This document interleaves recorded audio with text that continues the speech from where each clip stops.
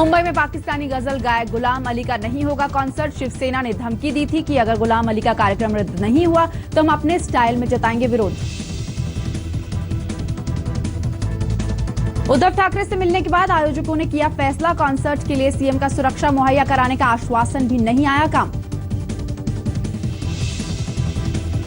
Govind Pansare murder case में आरोपी समीर गायकवाड़ के खिलाफ सबूत न होने के बयान पर घिरे गृह राज्य मंत्री रंजीत पाटिल, कांग्रेस ने मांगा इस्तीफा।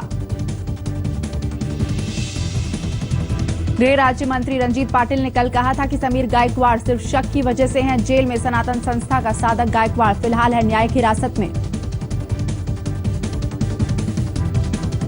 नरेंद्र दाभोलकर मर्डर केस की जांच कर रही सीबीआई और गोविंद पानसरे मर्डर केस की जांच एजेंसी एसआईटी ने बॉम्बे हाईकोर्ट को सौंपी अपनी स्टेटस रिपोर्ट।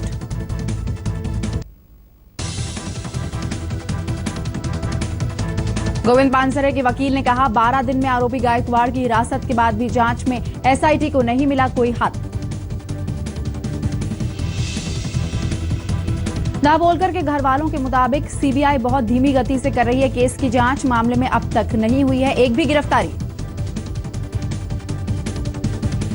शीना बोरा मर्डर केस की जांच कर रही सीबीआई 19 अक्टूबर तक कर सकती है इंद्राणी मुखर्जी, संजीव खन्ना और श्याम राय से जेल में पूछताछ। 19 को खत्म हो रही है सभी आरोपियों की न्यायिक हिरासत। सीबीआई को पूछताछ की इजाजत देते हुए अदालत ने कहा कि अगर 19 अक्टूबर के बाद भी सीबीआई को और पूछताछ की जरूरत लगे तो वो 17 से पहले दे कोर्ट में अर्जी। शिवसेना ने अपने मुखपत्र सामना में साधा आजम खान पर निशाना। अपने संपादकीय में लिखा, आजम ने घरेलू विवाद को यूएन ले जाकर किया देशद्रोह का काम।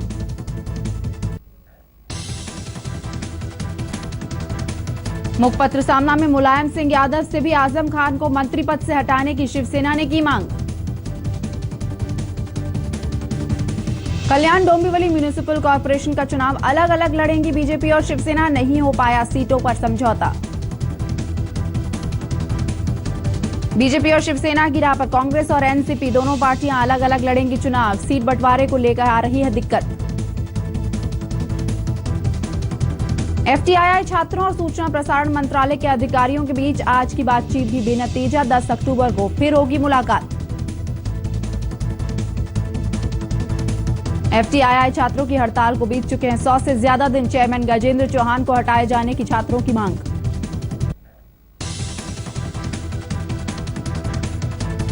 मुंबई से सटे ठाणे में बर्थडे पार्टी का झांसा देकर नाबालिग के साथ हुआ रेप। पीड़ित की सहेली और 2 लड़के गिरफ्तार।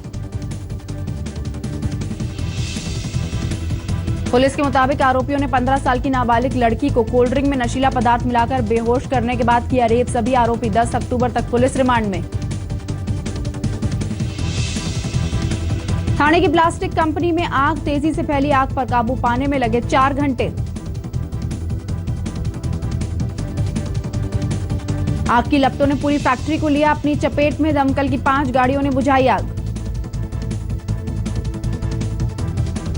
आईफोन 6s और 6s प्लस की तस्करी के मामलों में बढ़ोतरी। मुंबई एयरपोर्ट पर पिछले 2 हफ्तों में 200 से ज्यादा आईफोन कस्टम ने किए जब्त।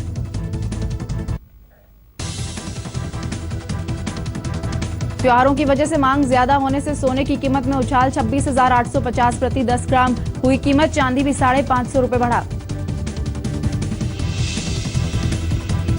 लगातार छठे दिन बाजार में चढ़ाव। सेंसेक्स ने पार किया 27,000 का स्तर। पिछले 15 दिनों में सेंसेक्स 1300 से ज्यादा अंक ऊपर चढ़ा। निफ्टी भी 24 अंक चढ़कर 8,177 पर बंद। किरण राव, दिवाकर बैनर्जी और विशाल भारद्वाज जैसी फिल्मी हस्तियों की मौजूदगी में 17वें जियो मामी फिल्म फेस्टिवल को दिखाई गई हरी झंडी। 29 अक्टूबर से 5 नवंबर तक मुंबई में आयोजन। फिल्मकारों को इंटरनेशनल प्लेटफॉर्म देने के मकसद से शुरू किए गए मामी फिल्म फेस्टिवल में देश विदेश की कई फिल्मों की होगी स्क्रीनिंग। बच्चों के लिए दिखाई जाएंगी खास फिल्में।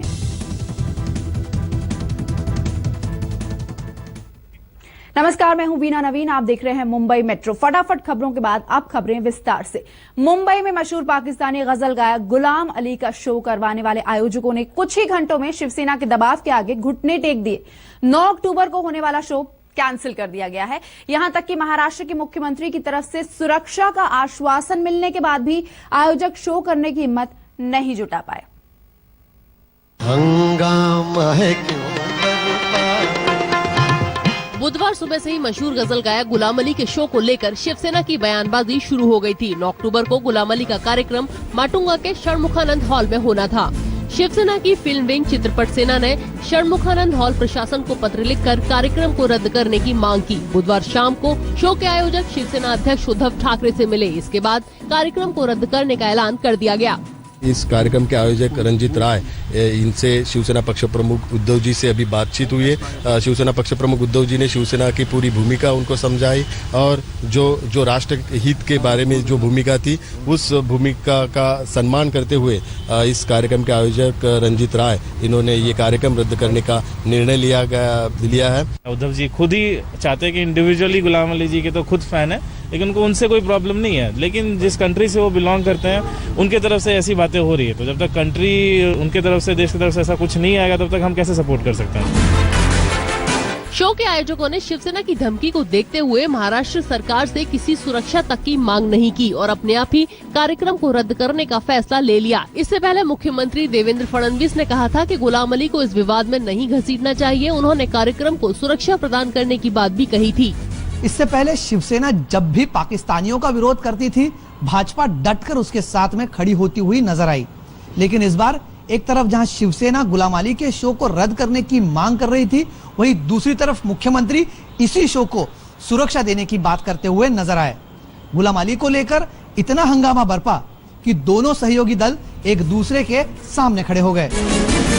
इससे पहले महाराष्ट्र के गृह राज्य मंत्री रंजीत पाटिल ने भी कहा था कि अगर शिवसेना की धमकी को लेकर उन्हें कोई शिकायत मिली तो कानून अपना काम करेगा। लेकिन साफ है कि शो के आयोजक शिवसेना की धमकी को देखते हुए किसी तरह का रिस्क नहीं लेना चाहते थे।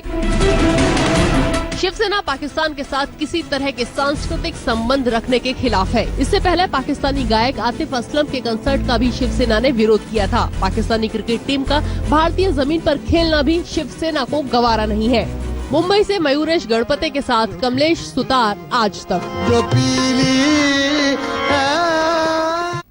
अब 9 अक्टूबर को मुंबई में मशहूर पाकिस्तानी गायक गुलाम अली का शो नहीं होगा। इस मामले में खुद गुलाम अली से बात की टीवी टुडे नेटवर्क के मैनेजिंग एडिटर राहुल कंवल ने। आइए हम आपको लिए चलते हैं गुलाम अली साहब के पास। इस वक्त वो हमारे साथ इंडिया टुडे और आज तक पे जुड़ गए हैं। गुलाम अली साहब, बड़ा अफसोस है इस बात का कि आपका जो कॉन्सर्ट है जो मुंबई में होने वाला था, वो ऑर्गेनाइजर शिवसेना के प्रेशर में आके इसको कैंसिल कर चुके हैं। आपका क्या रिएक्शन है सर? नहीं, कोई बात नहीं। जो जिंदगी में माहौल अच्छा होना चाहिए, तो प्रोग्राम के लिए तो अच्छा माहौल चाहिए ना। कैंसिल अगर हो गया तो इसमें भी कोई अल्लाह की मर्जी होगी, ठीक है ना। तो क्योंकि इस तरह की बात में अगर कोई बात हो जाए तो ये तो प्रेम का काम है, लुत्फ का काम है। इसमें पीस होना चाहिए माहौल, उसमें फिर अच्छा लगता है प्रोग्राम, ठीक है ना। क्या आपको लगता है कि सर म्यूजिक को पॉलिटिक्स के, डिप्लोमेसी के, नफरत के रिश्ते के ऊपर थोड़ा रखना चाहिए? नहीं, वो तो नहीं होना, तो रखना तो नहीं चाहिए। ये तो प्यार का काम है, प्यार से इसको लोग प्यार करते हैं तो तभी हम जाते हैं। पूरी दुनिया में हम जाते हैं, सिर्फ पाकिस्तान इंडिया में नहीं, पूरी दुनिया में जाके परफॉर्म करते हैं। प्यार से लोग बुलाते हैं, प्यार के काम ही है सारा, समझ गए ना। हाँ जी सर, हिंदुस्तान से आपका इतना लंबा रिश्ता रहा, इतनी बार आपने यहाँ परफॉर्म किया, लोगों ने आपकी म्यूजिक को इतना पसंद किया है यार। अभी होता है, गम होता है। हाँ, अभी भी इतने चाहने वाले हमारे जो हैं वो इतने दुखी होंगे कि जिसका कोई वो हद नहीं है। ये बात का आप लुक फॉरवर्ड कर रहे थे सर मुंबई के इस कॉन्सर्ट को? जी बिल्कुल बिल्कुल बिल्कुल। क्योंकि ये कॉन्सर्ट था खास तौर से आपकी दोस्त और भारतीय सिंगर जगजीत सिंह की याद। बिल्कुल बिल्कुल, जगजीत भाई की याद में उसकी डेथ एनिवर्सरी का प्रोग्राम था, वो ट्रिब्यूट मेरी तरफ से हो रहा था। तो मुझे बड़ी खुशी की बात, क्योंकि जगजीत भाई मेरे लिए बहुत अहम, बहुत मेरे भाई थे, बहुत ज्यादा उनसे हमारा राब्ता था और कॉन्टेक्ट था। सर, कोई ऐसा संदेश आपकी तरफ से, आपकी आवाज का इतना वजन है, इतनी इज्जत है, कोई आपकी तरफ से संदेश आपके चाहने वालों को और उनको भी जो ये नफरत फैलाते हैं? मैं यही कहूंगा कि हर तरफ से पीस, ये जो म्यूजिक होता है ना, ये पीस, ये इसके सुनने वाले भी पीस को पसंद करना चाहिए। इसको पसंद करना चाहिए। और ये खुशी का काम है, इसमें थोड़ा सा भी टेंशन बढ़ जाए तो फिर वो अच्छा नहीं लगता। पर सर ऐसा तो नहीं कि इस कॉन्सर्ट के बाद आप बाकी जगह परफॉर्म नहीं करेंगे? हिंदुस्तान में अभी भी आपके बहुत चाहने वाले हैं, मुंबई में कैंसिल हुआ, बाकी जगह आप जरूर आके परफॉर्म कीजिएगा। इंशाल्लाह ऐसी बात नहीं है, अल्लाह खैर करे, जो जैसा जो अल्लाह को मंजूर है वही वो होगा। लेकिन हमारे प्यार करने वाले जहाँ भी हैं, हम उनके लिए हर वक्त हाजिर हैं। ठीक है ना जी? जी सर, ये बताएं कि आपका क्या मैसेज रहता ये जो जगजीत सिंह का जो कॉन्सर्ट है, नहीं जगजीत सिंह के इस कॉन्सर्ट पे उन लोगों के लिए जो नफरत फैलाना चाहते हैं, उनके लिए आपका क्या मैसेज है सर? यार उनका अपना जो भी है, उनका अपना एक नजरिया है बात करने का, हमारा अपना नजरिया। हम तो प्यार के भूखे हैं बस। सर आपको लगता है कि ऑर्गेनाइजर्स को थोड़ी हिम्मत करनी चाहिए थी, इतना जल्दी शिवसेना के प्रेशर में नहीं आना चाहिए था? ऑर्गेनाइजर भी बेचारा, उसको भी माहौल देख के काम करना पड़ता है ना। ये तो पब्लिक परफॉर्मेंस का काम है, ये तो माहौल देख के अच्छा माहौल हो तो अच्छी कहना काम करना पड़ता है ना। अगर नहीं माहौल हो तो इसको सोचना नहीं पड़ता है, सारे काम होते हैं। एक सवाल आखिर में, ये इंडिया पाकिस्तान का फिलहाल जो रिश्ता है, उसको देखते हुए कोई नज्म, कोई शेर जो आपके जहन में आता है जो आप बोलना चाहेंगे जिसमें शांति का संदेश हो? मैं यही शेर को छोड़े, ये बात भी शेर होती है।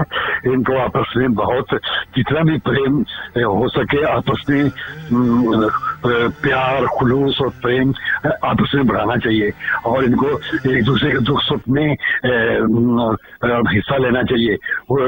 यहाँ पे तकलीफ हो तो उनको हिस्सा लेना चाहिए कि ये हमारे आपस में प्रेम यानी ज्यादा से ज्यादा मोहब्बत बढ़ानी चाहिए। मैं ये कह रहा हूँ बात।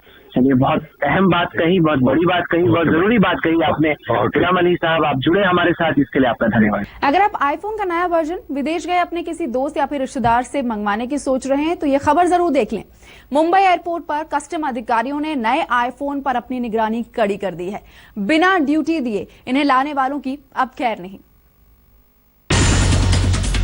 एप्पल के नए आईफोन कस्टम विभाग के लिए सिरदर्दी बन गए हैं। पिछले 2 हफ्तों में मुंबई कस्टम अधिकारियों ने करीब 200 6S और 6S प्लस जब्त किए हैं, जो अभी तक भारत में लॉन्च नहीं हुए हैं। कस्टम अधिकारियों की माने तो Singapore, Bangkok, Hong Kong, Istanbul, London, Dubai और जोहान्सबर्ग से आ रहे यात्री अपने साथ ये आईफोन्स ला रहे हैं, लेकिन एयरपोर्ट पर इसकी सूचना नहीं दे रहे, जिसके चलते अब तक कस्टम अधिकारियों ने करीब 1 करोड़ 30 लाख रुपए के 200 आईफोन जब्त किए हैं।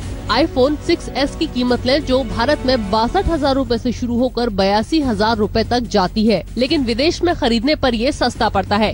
ये ज्यादातर 6S जब आपको पता होगा यूएस में लॉन्च हो चुका है, और यूएस में जब लॉन्च होने के बाद काफी कंट्रीज में भी इन्होंने लॉन्च कर दिया। सिंगापुर है, दुबई है और हांगकांग है। और वहाँ पे क्या होता है, नेट पे रेट्स डिक्लेयर हो जाते हैं और एप्पल स्टोर वहाँ पे रहते हैं, तो जो भी अपने जो ट्रैवलर्स होते हैं वो ट्रैवल करते हैं वो लेके आते हैं यूएस से। और अगर आप प्राइसिंग का देखेंगे ना, तो प्राइसिंग में क्या है, ये फर्क ज्यादा है अपने टैक्सेशन पार्ट के हिसाब से। तस्करी के बढ़ते मामलों को देखते हुए कस्टम विभाग ने यात्रियों को चेतावनी जारी की है कि अगर उन्होंने नया आईफोन खरीदा है तो उसका बिल जरूर दिखाएं। आईफोन की कीमत 45,000 रूपए से ज्यादा हुई तो यात्री को कस्टम ड्यूटी भरनी पड़ेगी। जो यात्री ऐसा नहीं करेंगे तो पकड़े जाने पर उन्हें कस्टम ड्यूटी के अलावा जुर्माना भी देना होगा।